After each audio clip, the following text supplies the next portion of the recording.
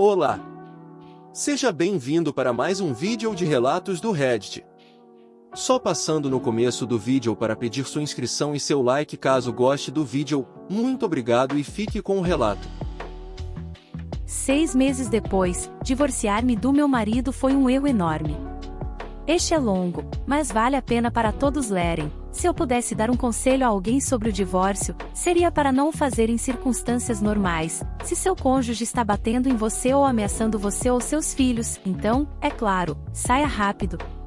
No meu caso não houve abuso, ficamos juntos por 8 anos, o que foi muito bom e temos 4 filhos. Por volta dos 5 anos, consegui uma promoção no trabalho e coloquei na cabeça que meu marido estava me arrastando para baixo, ou pelo menos me impedindo de ter mais sucesso e uma vida melhor.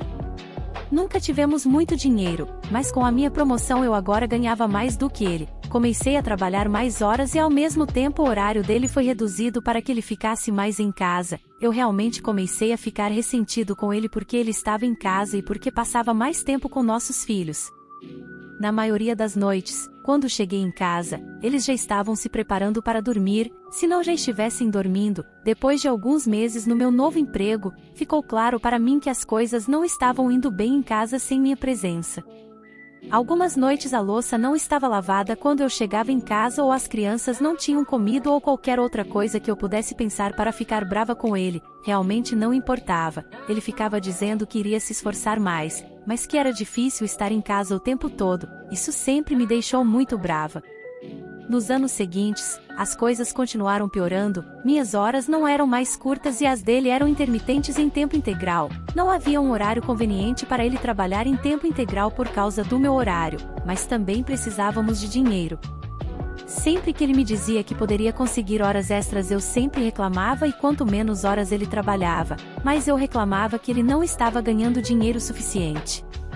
Sempre que ele levantava a contradição, eu dizia que ele precisava descobrir, eu sabia que isso iria incomodá-lo então comecei a falar muito isso e por tudo que podia, eu realmente comecei a ficar ressentida com ele e me afastei dele.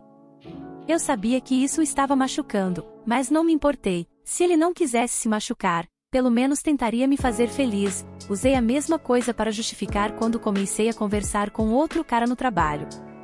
Achei que ele era apenas um amigo, mas conversar no trabalho se transformou em mensagens de texto em casa, depois em fotos e vídeos e depois em tentar passar algum tempo a sós com ele.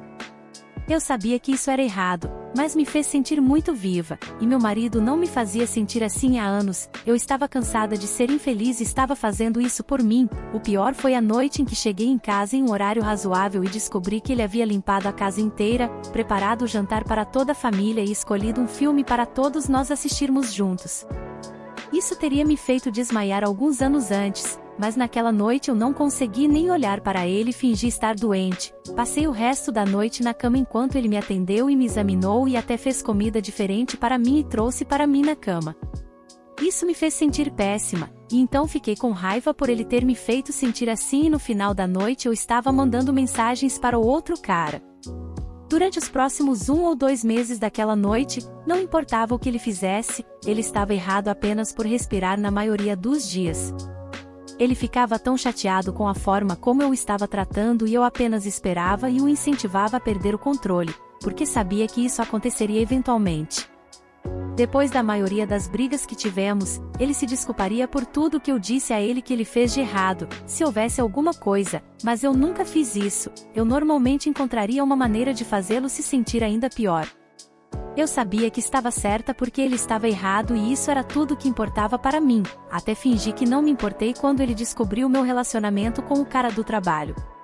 Realmente me destruiu por dentro vê-lo contendo as lágrimas, mas eu não iria deixá-lo ver isso. Ele estava mais fraco e foi então que decidi dizer a ele que queria o divórcio.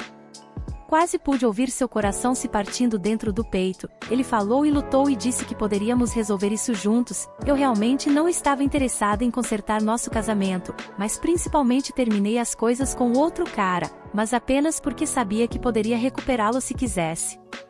Eu podia ver que ele estava tentando e ocasionalmente eu o deixava saber, mas na maior parte do tempo eu continuava sendo uma grande vadia com ele por todos e quaisquer motivos que eu pudesse imaginar.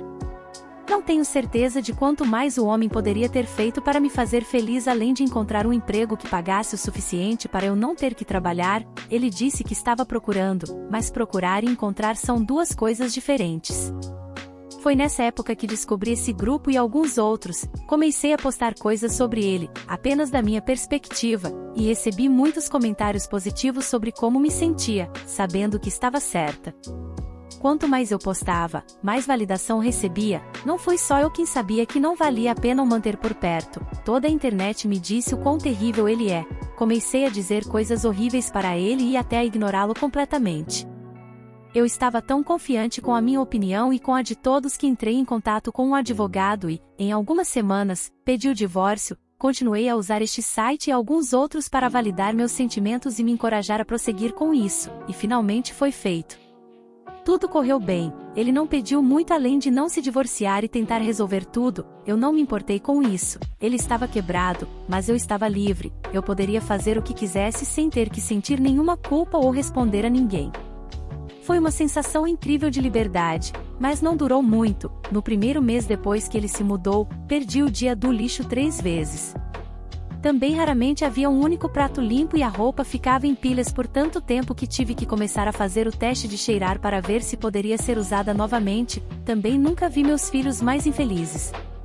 Minha filha mais velha tinha visto algumas mensagens do outro cara meses antes e sabia que meu ex ainda queria tentar resolver o problema. Não demorou muito para ela parar de falar comigo, exceto para dizer que queria ir para a casa dele.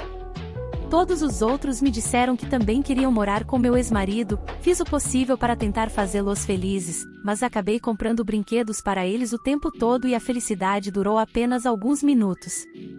Eu também estava tendo muitos problemas com o trabalho. Estando sozinha, não consegui trabalhar todas aquelas horas extras que era esperado. Finalmente cedi e comecei a ligar para meu ex para cuidar das crianças. Ele sempre vinha assim que podia e sempre me perguntava se eu precisava de alguma coisa. Quando eu chegava em casa, encontrava pratos e roupas limpas e, às vezes, até jantar.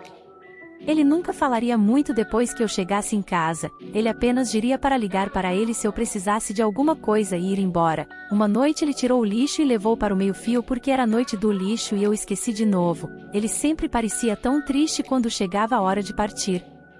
Finalmente, depois de alguns meses, meus amigos me convenceram a sair. Era para jantar e ir ao cinema e eu estava animada e esperançosa, mas no jantar comecei a sentir uma culpa avassaladora.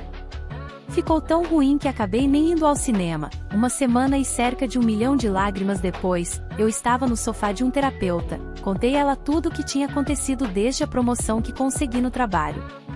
Ela não concordou comigo ou com qualquer incentivo ao divórcio que recebi. Acabei no escritório dela 2 e às vezes 3 vezes por semana, e quanto mais conversava para provar que estava certa, mais comecei a ver o quanto estava errada. Foi realmente comovente.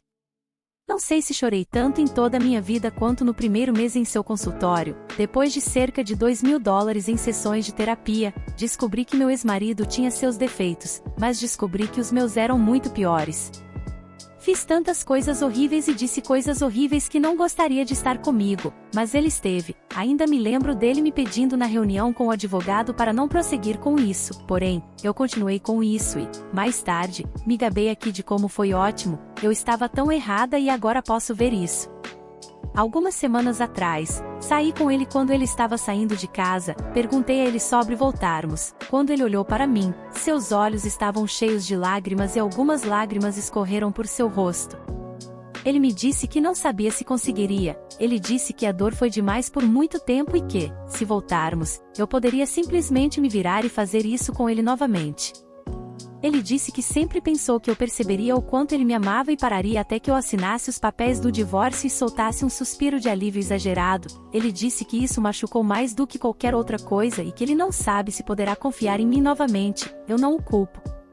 Destruí um homem que, olhando para trás, era um ótimo marido. Privei meus filhos de ter um ótimo pai em casa com eles e tirei os filhos dele. E eu, aquela que pressionou pelo divórcio esperando a felicidade e uma vida de liberdade, passo todo o meu tempo livre sentado em casa ou no sofá do terapeuta. Por favor, não siga o conselho de ninguém neste site ou em qualquer outro sobre como se divorciar. Se o seu casamento está ruim, olhe primeiro para si mesmo e veja se você pode fazer mudanças. Este é um conselho para homens e mulheres: divorciar-se não é divertido, ser divorciado não é divertido, e ver seu marido quebrado e seus filhos nunca felizes por causa de suas ações é a experiência mais dolorosa que posso imaginar.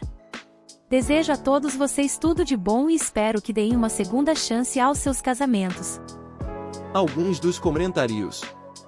Um ano depois do divórcio, minha ex-esposa veio visitar as crianças e implorou para que eu conversasse com ela, sobre qualquer assunto que não fosse sobre as crianças. Ela lamentou sua traição, sua crueldade, sua constante crítica, mas principalmente ela disse que sentia falta da minha amizade e que poderíamos, por favor, tentar novamente.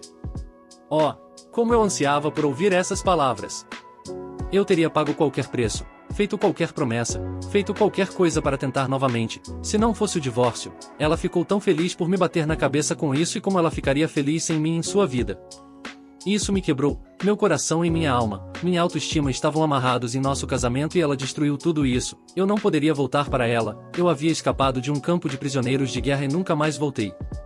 Karaoke, você está pedindo ao seu ex-marido que retorne a um campo de prisioneiros de guerra com apenas a promessa mais fraca de que o comandante não o torturará e abusará cruelmente dele desta vez. É um risco muito grande para ele correr.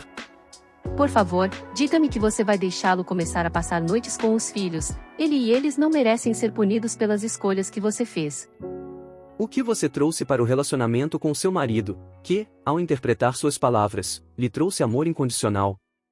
Você poderia nos dizer o que exatamente está faltando no casamento, além do fato de que ser solteiro dá muito trabalho? E você? O que achou do relato? Compartilhe sua opinião nos comentários e não se esqueça de se inscrever no canal para nos apoiar e receber mais desse conteúdo.